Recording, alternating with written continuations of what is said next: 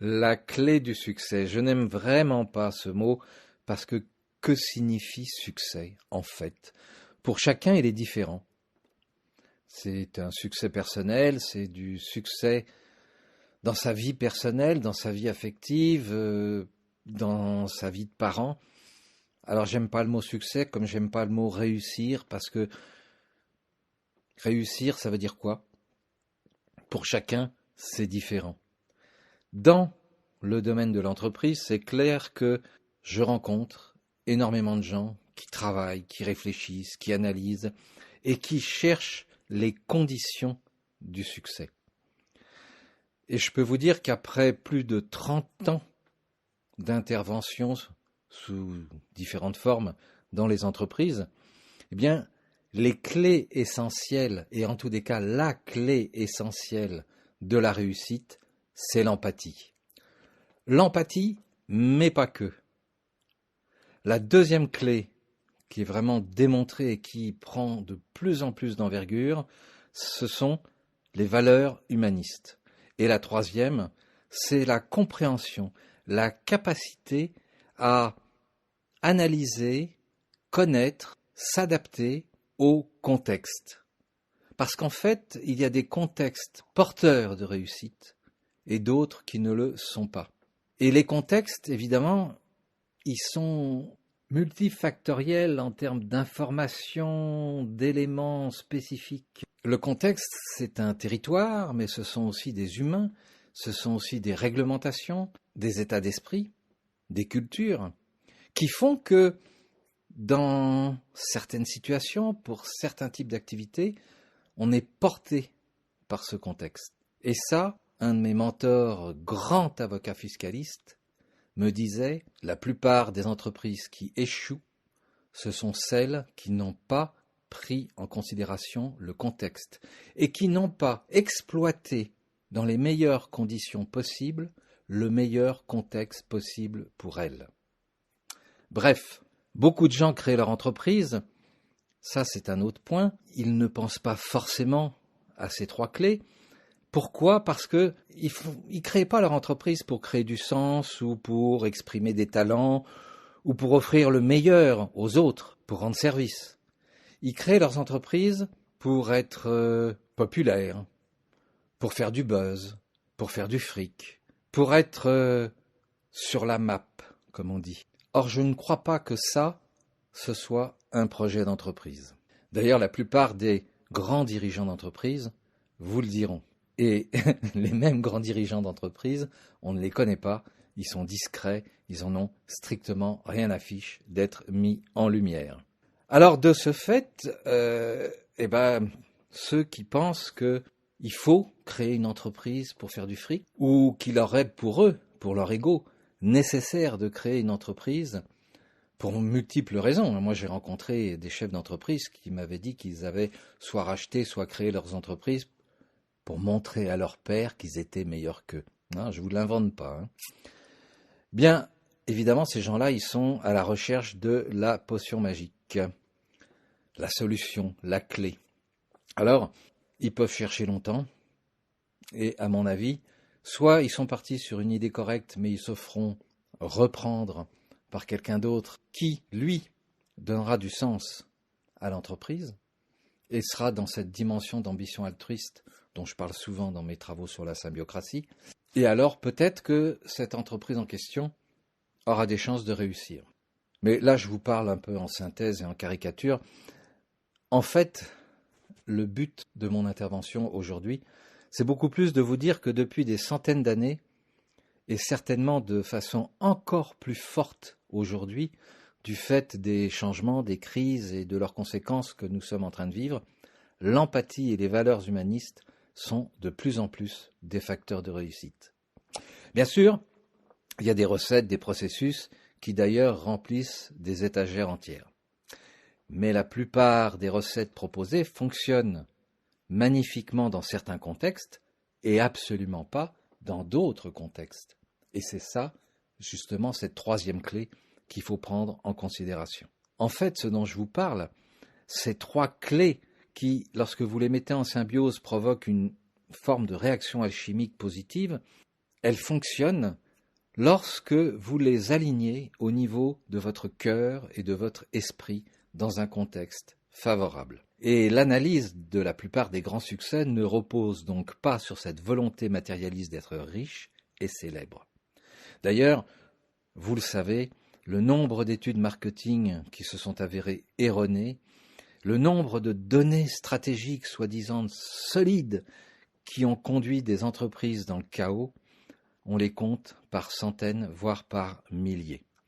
L'histoire de l'économie, l'histoire des courants sociétaux, nous démontre que l'empathie et les valeurs sont à la base de toutes les réussites, à la fois personnelles, familiales et entrepreneuriales.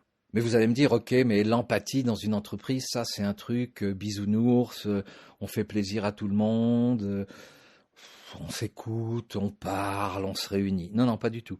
Non.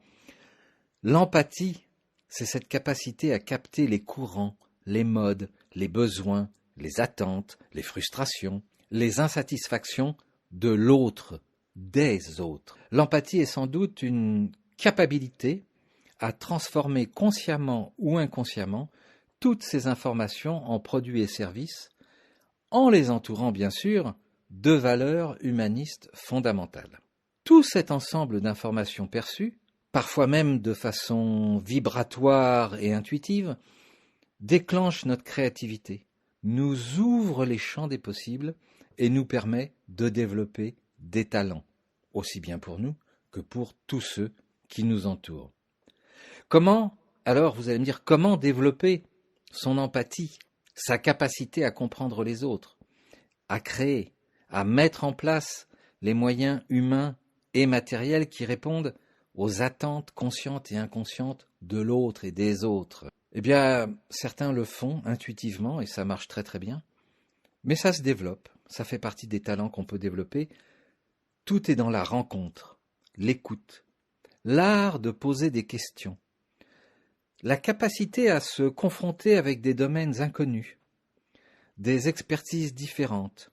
C'est aussi le fait d'accepter des remises en cause, avec des débats contradictoires venant de gens qui ne sont pas du même milieu, aussi bien social que technique, que scientifique, des gens différents de nous, complètement différents. Accepter des débats contradictoires avec des gens qui pensent autrement, qui viennent d'ailleurs, c'est là l'une des clés fondamentales. Et bien sûr, derrière tout cela, ce qui est important, c'est d'avoir des activités, et essentiellement des activités artistiques, en fonction de vos talents, de vos compétences, et ne croyez pas que vous n'en avez pas. Alors, évidemment, j'en entends déjà qui me disent « Oui, mais tout ça, c'est des pertes de temps, il faut rester axé, focus, dans son monde professionnel. » Eh bien non. Je peux vous dire que la plupart des grands patrons que j'ai rencontrés, ils s'ouvrent à tout, ils rencontrent des gens complètement différents, ils vont se promener. Il y a bien sûr l'image d'Épinal qui dit que ils vont au golf, ils jouent au tennis. Oui, mais croyez pas qu'ils font ça simplement comme ça, parce qu'ils ont le temps, parce qu'ils ont les moyens. Non. Ils rencontrent des gens qui viennent d'horizons différents, avec lesquels ils échangent. Ils échangent de façon bienveillante, d'accord ou pas d'accord. Ils échangent. Et c'est ça, cette intelligence de la réussite. Cette capacité à exprimer les choses avec lesquelles on n'est pas d'accord, à lire des livres, à se renseigner sur des domaines qui nous font douter, avec lesquels on a des interrogations. Mais c'est oser justement pénétrer dans ces nouveaux champs qui va faire qu'on va développer des potentiels extraordinaires. Donc ce n'est pas de la perte de temps d'avoir des activités artistiques. Si vous saviez, dans notre atelier, le nombre de gens que l'on reçoit pour 3 heures, 4 heures de peinture, avec lesquels on discute de leur business, de leurs affaires, et qui ressortent de là avec des idées nouvelles, avec une façon de voir différente. Oh, pas sur le moment. Parfois c'est 8 jours après, 48 heures après, 3 mois après. Souvent ils ne font pas la relation entre le temps qu'ils ont passé et ce que ça a provoqué dans leur cerveau. Mais c'est ça, la magie du cerveau. Et ça fait des années que je travaille là-dessus. Voilà en quelque sorte le travail sur l'empathie, les valeurs humanistes et la compréhension des contextes que je vous propose pour en finale en fait. La clé, c'est que vous allez développer la confiance en vous et la confiance dans l'autre. Le respect de vous-même, le respect de soi et le respect de l'autre. En finale, vous avez créé du lien. Vous êtes un créateur de liens. Ça s'appelle également l'échange. Et c'est sur la rencontre et l'échange que se construit aussi bien le business que l'humanité. Alors, pour en finir avec cette présentation, n'oubliez jamais qu'un grand nombre de réussites reposent sur ces éléments et que nombreux sont les entrepreneurs brillants qui ont écouté leurs intuitions. Car de tout ce travail que vous pouvez faire naîtront ce que vous pourrez appeler des intuitions, des flagrances de l'intelligence. Ça va aussi vous permettre de rêver, de vivre des passions et ainsi, même dans les histoires d'amour, amour avec vous-même et amour avec les autres, vous allez faire évoluer les contextes et vous allez de ce fait maîtriser ou tout du moins comprendre parfaitement les contextes. Je vous dis à bientôt et on en parle quand vous voulez.